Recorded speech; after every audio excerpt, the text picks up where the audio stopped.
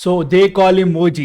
ఇప్పుడే చూసొస్తున్నాను, నాకు సినిమా నచ్చింది, చాలా ఆనందంగా అనిపిస్తుంది సినిమా నచ్చిందని చెప్పడానికి. ఫస్ట్ ఆఫ్ ఆల్ ఏది మాట్లాడుకున్నా మాట్లాడుకోకపోయినా we have to talk about the first half of they call him మోజీ. సినిమా స్టార్ట్ అయిన ఫస్ట్ మినిట్ నుంచి ఇంటర్వెల్ కార్డు పడేంత వరకు ఒక ట్రాన్స్ లో తీసుకుపోయాడు. ఒక ట్రాన్స్, ఆ ట్రాన్స్ ఏంటో నాకు పిచ్చి లేచిపోయింది. ఏం తీసావురా సుజీత్, నువ్వేనా థియేటర్ లో శవాలు వేస్తే అని చెప్పేసి క్యాజువల్ చెప్పినాం రా, నువ్వు సీరియస్ తీసుకున్నావు ఏంట్రా బాబు అనే ఫీలింగ్ వచ్చింది. జనరల్ గా చెప్పాను రా, నేను సీరియస్ గా తీసుకున్నాను.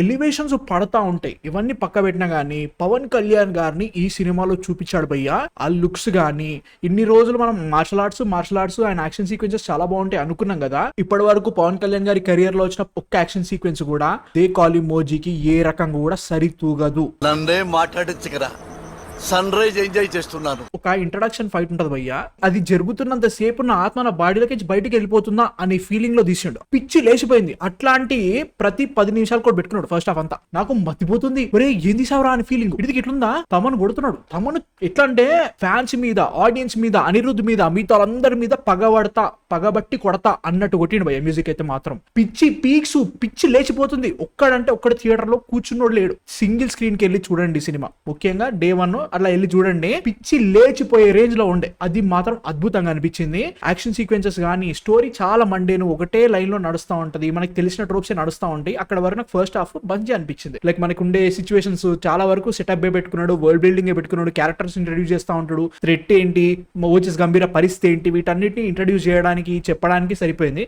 ఫస్ట్ హాఫ్ అంతా కూడా అద్భుతమైన సీక్వెన్సెస్ వైజ్ గానే స్టోరీ రాసుకున్నాడు. స్టోరీ ఏమీ లేదు, అన్ని సీక్వెన్సెస్ ఉంటాయి, ఈ సీక్వెన్స్ ఆ సీక్వెన్సెస్ అన్నట్టుగానే ఉంటాయి. అవి అద్భుతంగా పెళ్లి అని చెప్తా. మస్త్ అనిపించింది. మ్యూజిక్ కానీ, టెక్నికల్ డిపార్ట్మెంట్, సీజీ, సినిమాటోగ్రఫీ అద్భుతం, మస్త్ అనిపించింది. నాకైతే మాత్రం ఫస్ట్ హాఫ్ లో ఫ్లాట్ స్టోరీ తప్ప మిగతా అంతా కూడా అద్భుతంగా అనిపించింది. నాకు చాలా చాలా బాగా నచ్చింది. పిచ్చి లేచిపోయింది నాకు. ఇంకా నెగిటివ్స్ నుంచి మాట్లాడేద్దాం.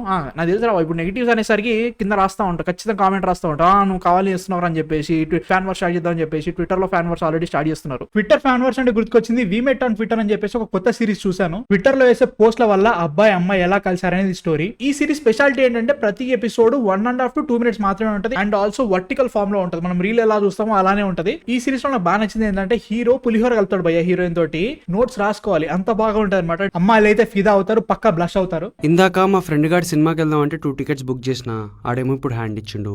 నువ్వు వస్తావా? వస్తా. అయితే ఆగు, బుక్ చేస్తున్నా. జస్ట్ 1.5 to 2 minutes మాత్రమే ఉండేసరికి ఎపిసోడ్ కూడా చాలా ఫాస్ట్ గా వెళ్ళిపోయినట్టు మంచి అనిపించింది. ఎపిసోడ్స్ అన్ని కూడా వెరీ క్యూట్ గా ఉన్నాయి. సరే, ఈ సిరీస్ ఎక్కడ చూడాలంటే మాత్రం చాయ్ షార్ట్స్ యాప్ లో ఉంటుంది. ఒక ఈ సిరీసే కాకుండా చాలా జానరాస్ లో సిరీస్ చేశారు. దానిలో నాకు విపరీతంగా నచ్చింది హర్ అనే ఒక క్రైమ్ ఇన్వెస్టిగేషన్ థ్రిల్లర్. జానీ జిగర్స్ అని చెప్పేసి ఫ్రెండ్స్ కామెడీ ఫన్ ఉంటుంది, అదొకటి బాగుంది. పౌడర్ పరంపర అని చెప్పేసి ఒక ఫ్యామిలీ కామెడీ ఉంది భయ్య, అది కూడా చాలా హిలేరియస్ గా ఉంది. అన్నిటికంటే హైలైట్ అయితే మాత్రం నాకు ఇంగ్లీష్ మేడం పీటీ సార్ అద్భుతంగా ఉంది, మామూలుగా నవ్వు రాలేదు. ఒక అమ్మాయి మనల్ని చూసి నవ్విందంటే ఏంట్రా దాని అర్థం? మనం గొక్క పెట్టి ఏడ్చే రోజులు దగ్గరలో ఉన్నాయని. ఇవే కాకుండా ఇంకా చాలా చాలా సిరీస్లు ఉన్నాయి. జస్ట్ 1.5 to 2 minutes మాత్రమే కాబట్టి ఎపిసోడ్స్ కూడా ఫాట్ వెళ్ళిపోయినాయి. టైం వేస్ట్ అనిపించలేదు, చాలా ఇంట్రెస్టింగ్ అనిపించింది. అండ్ ఆల్సో చాయ్ బిస్కెట్ నుంచి షార్ట్ ఫిల్మ్స్ మనకు ఆల్రెడీ చాలా బాగా నచ్చుతాయి. అట్లాంటిది వీళ్ళు ఒక కొత్త వర్షన్ ట్రై చేస్తున్నారు, నాకు చాలా ఇంట్రెస్టింగ్ అనిపించింది. కింద డిస్క్రిప్షన్ లో లింక్ ఉంటుంది, డౌన్లోడ్ చేసుకుని పక్కా చూడండి. సో నెగిటివ్స్ గురించి మాట్లాడితే మాత్రం ఫస్ట్ హాఫ్ ఏ రేంజ్ లో ఉందో సెకండ్ హాఫ్ చాలా డల్ గా వెళ్ళిపోతా ఉంటుంది. సెకండ్ హాఫ్ లో కూడా అద్భుతమైన ఎలివేషన్ సీన్స్ పడతా ఉంటాయి, బట్ ఏదైతే మెయిన్ స్టోరీ ఉంటుందో అది చాలా డల్ గా ఉంటది. అండ్ ఆల్సో చాలా సార్లు చూసిన సినిమా లెక్కనే అనిపిస్తూ ఉంటది, చాలా జెనరిక్ గా నడుస్తూ ఉంటాయి. క్యారెక్టర్స్ కూడా మనకి చాలా ఇంట్రడ్యూస్ చేస్తూ ఉంటారు. శ్రీయారెడ్డి గారు కానీ, అర్జున్ దాస్, ప్రకాష్ రాజు, మిగతా క్యారెక్టర్స్ అన్ని చూపిస్తూ ఉంటారు. వాళ్ళని అంత బాగా యూజ్ చేసుకోవాలని ఫీలింగ్ వచ్చింది అనమాట. స్టోరీ కూడా అలానే వెళ్తా ఉంటది. అండ్ చెప్పినట్టుగానే సీక్వెన్సెస్ మీదనే నడుస్తుంది కాబట్టి స్టోరీ కూడా సెకండ్ హాఫ్ లో ఆ రేంజ్ సీక్వెన్సెస్ అయితే లేవనే ఫీలింగ్ వచ్చింది అన్నట్టు. ఆ రేంజ్ హై అయితే రాలేదు. అండ్ ఆల్సో ఈ సినిమాలో ఏదో సూపర్ స్టోరీ చెప్పాలి, ఏదో వేరే లెవెల్ స్క్రీన్ ప్లే పెట్టాలని అనట్లేదు. బేసిక్ స్టోరీ ఇప్పటివరకు మనం చూడని రేంజ్ లో ఉండాలి. భాష బ్యాక్డ్రాప్ ఉంది, భాష బ్యాక్డ్రాప్ ని చాలా సార్లు వాడారు, చాలా రకాలుగా చాలా బాగా చూపించారు. దీనిలో అంత బాగా చూపించారంటే మాత్రం లేదని చెప్తా. అక్కడ మాత్రం ఏంట్రా అని ఫీలింగ్ వచ్చింది. సెకండ్ నెగిటివ్ ఏంటంటే మాత్రం ఇమ్రాన్ హష్మి యాజ్ ఓమీ భావ్, ఓజస్ గంభీరా అని ఒక క్యారెక్టర్ ని చూపించిన తర్వాత ఫస్ట్ హాఫ్ లో ఆ క్యారెక్టర్ ని చూపించిన రేంజ్ చూసిన తర్వాత ఓమీ భావ్ అసలు తేలిపోయిన, అసలు ఎందుకు పనికి రాలేదని ఫీలింగ్ వచ్చింది అన్నట్టు. అది సెకండ్ హాఫ్ లో ఇంకా కంటిన్యూ అయింది. మనకు ఫస్ట్ హాఫ్ లో చూపించినంత రేంజ్ లో సెకండ్ హాఫ్ లో అసలు ఏమీ లేదు. అండ్ ఆల్సో థ్రెట్ ఆ రేంజ్ లో లేదని ఫీలింగ్ వచ్చింది. ఇది ఒక పవన్ కళ్యాణ్ గారి సెలబ్రేషన్ మూవీ అనుకున్నా గానీ కొద్ది గొప్ప విలన్ కూడా ఇంకా బాగా ఉంటే ఇంకా లేదని ఫీలింగే వచ్చింది అన్నట్టు. అండ్ ఆల్సో తీసుకున్న ట్రోప్స్ కూడా మనం ఆల్రెడీ చాలా సినిమాల్లో చూపించాం. అండ్ ఈ సిచ్యువేషన్ లో హీరో వీక్ కావాలంటే ఇట్లాంటిది పెట్టుకోవాలి అన్నట్టుగా మనం చాలా సినిమాలు చూసారా, అట్లాంటివి ఈ సినిమాలో చాలా ఉంటాయి. దానివల్ల అరే ఎందుకు మళ్ళీ అట్టే వెళ్ళిపోయారు, ఇంతసేపు చూసారుగా ఈ క్యారెక్టర్ ని అని ఫీలింగ్ అయితే వస్తూ ఉంటుంది అనమాట. ఇంకోటి ఎమోషన్స్ అనుకున్నంత రేంజ్ లో పేరలేదు. నేను మళ్ళీ చెప్తున్నా, ఎమోషన్స్ అనుకున్నంత రేంజ్ లో పెరగలే. ఎమోషన్స్ ఉన్నాయి, ఆ ఎమోషన్స్ ఫస్ట్ హాఫ్ లో పర్లేదు బాగానే సెట్ అయినాయి. దీన్ని ఎలా కంటిన్యూ చేస్తారో అనుకున్నా, అది సరిగ్గా కంటిన్యూ కాలేదని ఫీలింగ్ వచ్చింది అనమాట. అది చాలా ఇంపార్టెంట్ ఉండాల్సింది, అంత దూరం వెళ్ళలేదు. క్యారెక్టర్స్ కూడా ఇంట్రెస్టింగ్ గా చూపించారు, బట్ స్టోరీ వెళ్ళే కొద్ది కూడా దాని అంత బాగా చూపెట్లనే ఫీలింగ్ వచ్చింది అన్నట్టు. ముఖ్యంగా అర్జున్ దాస్ క్యారెక్టర్ కానీ, శ్రీఆర్ రెడ్డి గారికి ఒక సూపర్ సీన్ పడింది ఫస్ట్ హాఫ్ లో, దాని తర్వాత మళ్ళీ ఆమె అంత బాగా వాడినట్టయితే ఇక్కడ అనిపించలేదు. ప్రియాంక మోహన్ వాస్ గుడ్, ఆమెకి ఇచ్చిన పార్ట్ లో ఆమె బాగానే చేసింది, అండ్ ఒక ఎమోషనల్ కోర్ గా ఆమె బాగానే యూజ్ అయింది. బట్ నేను చెప్తున్నట్టు కానీ ఓవరాల్ గా సినిమాలో ఆ రేంజ్ ఎమోషనల్ కోర్ అయితే లేదని ఫీలింగ్ వచ్చింది. అదే కాకుండా నాకు మేజర్ మిస్టేక్ అనిపించింది, నా పర్సనల్ ఫీలింగ్ అయితే మాత్రం లిప్ సింక్ ఒక్క క్యారెక్టర్ అంటే ఒక్క క్యారెక్టర్ కూడా ఉండదు భయ్య. అంటే కరెక్ట్, ఈ సినిమా తీయడానికి చాలా టైం పట్టింది, అండ్ ఆల్సో స్టోరీ మధ్యలో డైలాగ్స్ చాలా మారుంటాయి, అండ్ ఆల్సో షూటింగ్ దగ్గర ఇబ్బంది అయి ఉంటుంది అనుకోవచ్చు.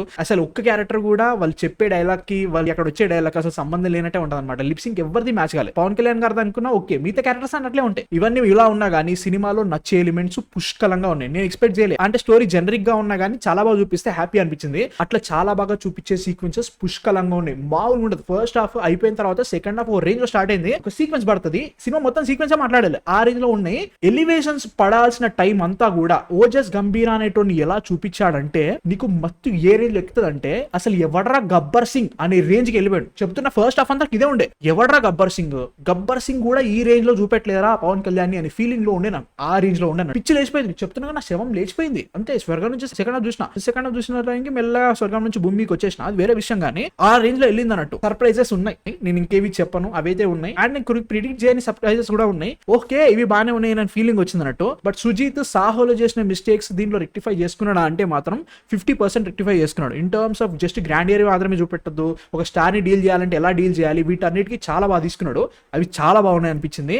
స్టోరీ వైజ్ గా మాత్రం నేను మరీ కాంప్లెక్స్ వెళ్ళాను, బట్ స్టిల్ నేను జనరిక్ కే రాసుకుంటా అని చెప్పేసి జనరిక్ స్టోరీ తోటే చాలా మంచి సీన్ రాసుకున్నాడు అని ఫీలింగ్ వచ్చింది. అది పక్క పెట్టినా కానీ జాపనీస్ రెఫరెన్సెస్ దీంట్లో వాడారు భయ్య. అమ్మ బాబో, ఈ సినిమా స్టార్టింగ్ నుంచి ఎండ్ వరకు వాటిని పెట్టుకున్నాడు, మస్త్ అనిపించినాయి. జాపనీస్ రెఫరెన్సెస్ తోటి సినిమా నడిచిన ప్రతి ఎలిమెంట్ నాకు విపరీతంగా నచ్చింది. అది ఇలా కదా వాడాల్సిందని ఫీలింగ్ వచ్చింది. నాకు ఈ సినిమాలో ఎవరు నచ్చినా నచ్చకున్నా మాత్రం పవన్ కళ్యాణ్ గారు నాకు పిచ్చిగా నచ్చారు.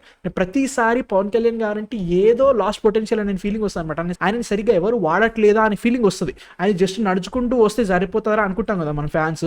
ఈ సినిమాలో ఇట్లా నడుచుకుంటూ వస్తాడు మావా, నీకు పూనకాలు వస్తా ఉంటాయి, ఆ రేంజ్ లో తీసిండు సుజీత్. అండ్ జస్ట్ నడుచుకుంటూ వస్తే ఎలివేషన్ వస్తుంది అని చెప్పేసి అట్లా రాయలేదు. అసలు ఓజస్ గంభీర్ అనేటువంటి ఏ రేంజ్ పర్సన్ వాడు గనక నరకడం స్టార్ట్ చేస్తే ఎలా నరుకుతాడో, యాక్షన్ సీక్వెన్సెస్ ని ఏ రేంజ్ లో పెట్టుకున్నాడంటే, నేను మళ్ళీ చెప్తున్నా, ఫస్ట్ హాఫ్ కోసం పో నీకు పిచ్చి లేసే రేంజ్ లో ఉంటుంది సినిమా. మామూలుగా లేదు, నాకైతే మాత్రం పిచ్చి నచ్చింది. సెకండ్ హాఫ్ అయితే మాత్రం ఫస్ట్ హాఫ్ హై ఉంది కదా, మెల్లగా లో అయిపోతుంది, జనరిక్ అయిపోతుంది, పర్లేదు అని ఫీలింగ్ తోటి వచ్చేస్తావు. నాకైతే మాత్రం సినిమా నచ్చింది. నేను ఎక్స్పెక్ట్ చేసిన దానికంటే చాలా బాగుంది. నేను చెప్పిన కదా, మేనేజ్ యువర్ ఎక్స్పెక్టేషన్స్. మళ్ళీ చెప్తున్నా, మేనేజ్ యువర్ ఎక్స్పెక్టేషన్స్. అమ్మో పీక్ సినిమాకి వెళ్తా అంటే మాత్రం కాదు, but it was really good. నాకు మస్త్ అనిపించింది. మీరు చూసారా దే కాల్ ఇమోజీ, చూడాలనుకున్నారా కింద కామెంట్స్ లో చెప్పండి. నాకైతే మాత్రం నచ్చింది, క్యాక్ అని చెప్పలేకపోతున్నా, బట్ రియల్లీ గుడ్. మీ థాట్స్ కింద కామెంట్స్ లో చెప్పండి. కాంటెంట్ నచ్చితే మాత్రం సబ్స్క్రైబ్ కొట్టేసామా. నెక్స్ట్ వీడియోతో మళ్ళీ కలుస్తా. అందరికీ మ్యాన్ ఫిక్షన్ సైనింగ్ ఆఫ్.